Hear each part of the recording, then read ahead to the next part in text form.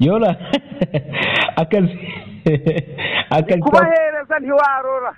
Akazi kameze neza, business iri kugenda mwana. Ziri kugenda tuntari. Ni fresh. Kubahereza ku kirayi kuri brusheti icyo kunywa. Uheruka ino ntari natangira gucuruza. Ariyo mpamvu natangiye akazi, ariyo mpamvu ubona nose nje wakwanga amafaranga. Hanyuma inyogoye reka Yola. Uziko terime zawe ubu ngubu arizo ziyoboye muri Kigali umwaka mushyashya. Waje mu byagara. Tuguje ndiguzatuje. Yego. Ingo rwose. Umva kandi abantu bakunze. Ngo ndagapfusha rukara. Ndagapfusha rukara. Kwizina ry'Imana. Pfusha rukara. Pfusha rukara. Wanene. Ni wanene, ni waneza. Ni waneza. Neza. Mbabarira ndashaka kuma akandi gaterime kamwe. Gashyashya. Ku buryo i Kigali kongera kagatwika. Agashasha mfite. Kakandi ni gashasha koko. Kameze gute? Oya. Phone ya Yago se? Ahubwo Yago. Ndo ubutumwa tumubwira. Mwihanganye nyine kuko abakunzi be baramukumbuye, bakumbuye ibiganiro byawe ntibikigaragara. Oya Yago se? Njewe Yago ni umuntu urukumva. Ni umuntu ameze nkawe.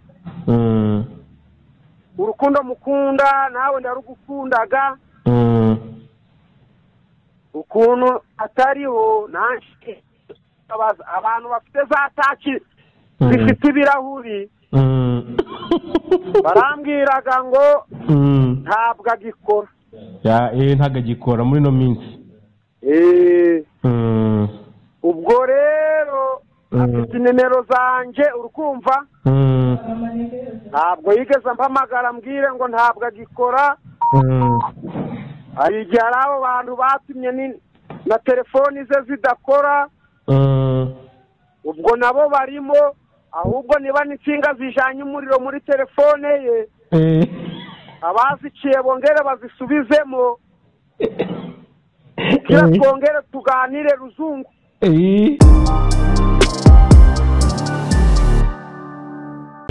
Bara rero byo kungira neza nta n'ibyo wabitayeho. Ngo nukumfata kamera arangirirwa ndi kwiyasaguza.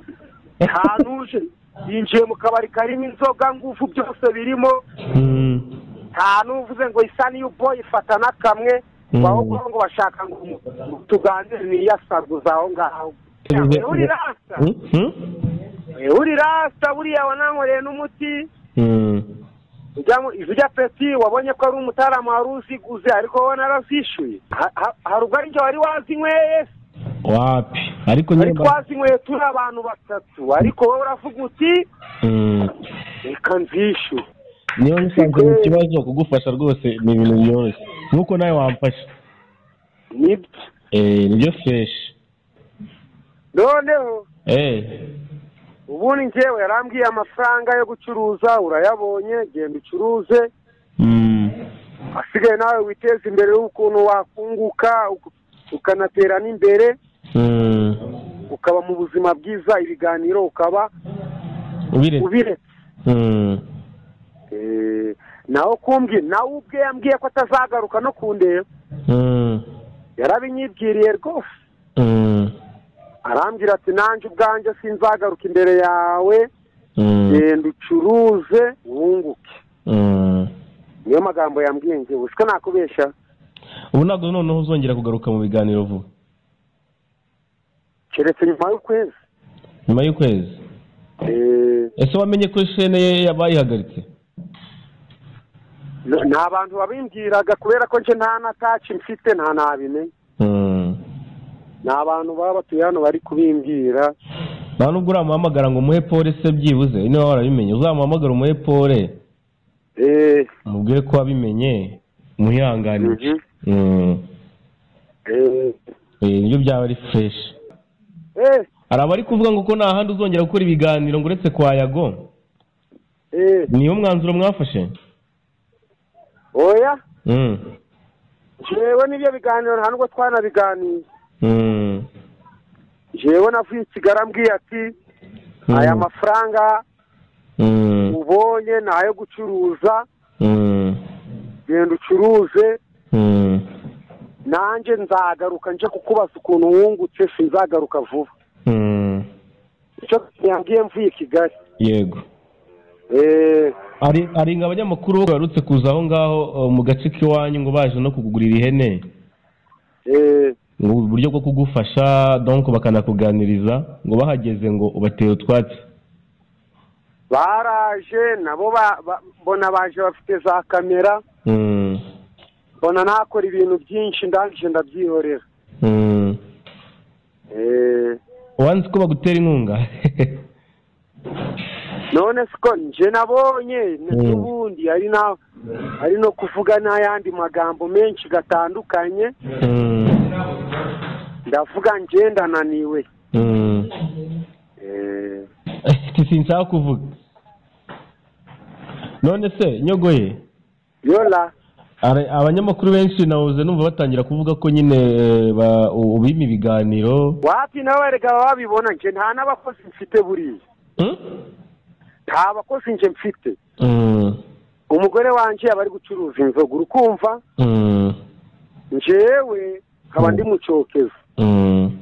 Urumva rero guhita mbona umwanya ku kanya nta byashoboka.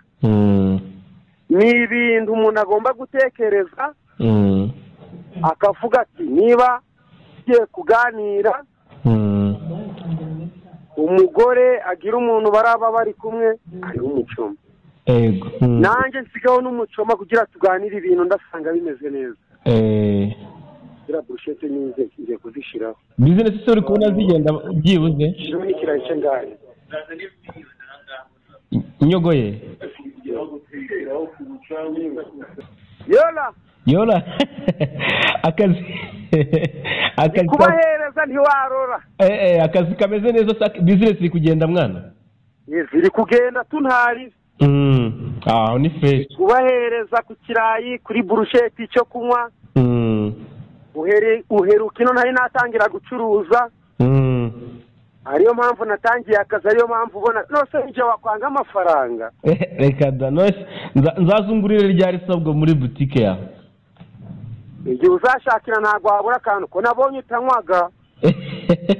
Nzaza kuyitahaga. Oya uzayitahe none si cyo kunywa cyose ko kirimo. Agafanta kanje niko ninywera sinakabura. Karimo. Hanyuma Inyogoye reka Yola. Uziko terime zawe ubungubu rezo ziyoboye muri Kigali umwaka mushyashya. Baje mu byagara. Tuguje ndikuzatuje. Yego. Ingo rwose. Umva kandi abantu bakunze. Ngo ndagapfusha rukara. Ndagapfusha rukara. Kwizina ry'Imana. Pfusha rukara. Wanene. Ni waneza. Mbabarira ndashaka kuma akandi gaterime kamwe. Gashasha. Ku buryo i Kigali ko nyiraga gatwika. Agashasha mfite. Kakandi ni gashasha koko. Kameze gute? Gakita bahuhe. Bazimize batakare baje nyuma y'amazi kure cyane. Baje mu butayu. Ego.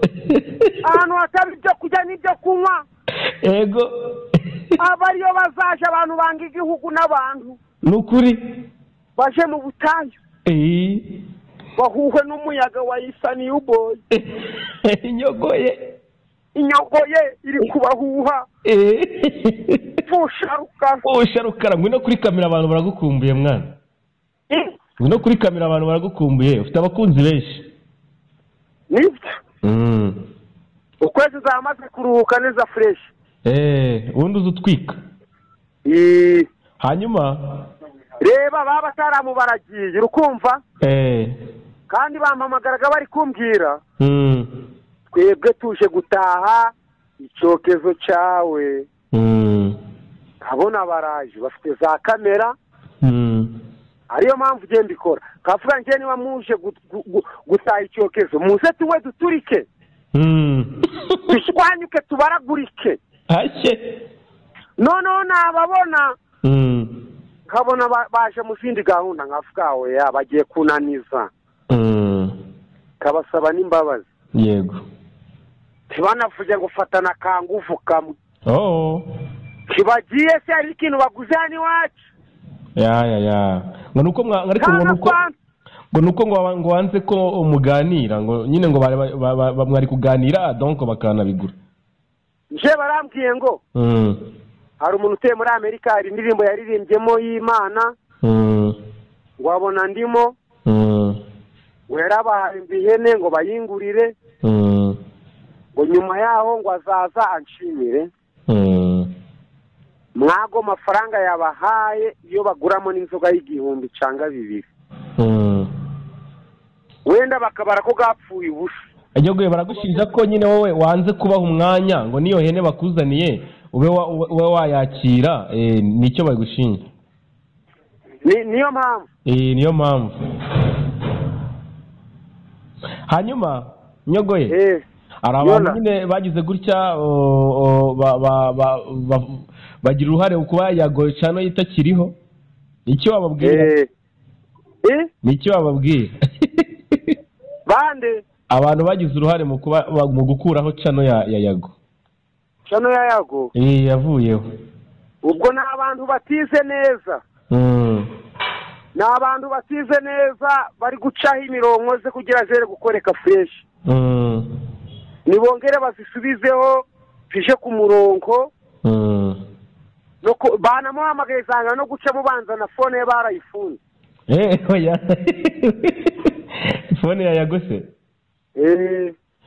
Ahubwo Yago. Ndo ubutumwa tumubwira. Mwihanganye nyine kuko abakunze baramukumbuye, bakumbuye ibiganiro byawe ntibikigaragara. Oya Yago se? Njewe Yago n'umuntu ukumva. N'umuntu ameze nkawe. Urukundo mukunda nawe ndarugukundaga.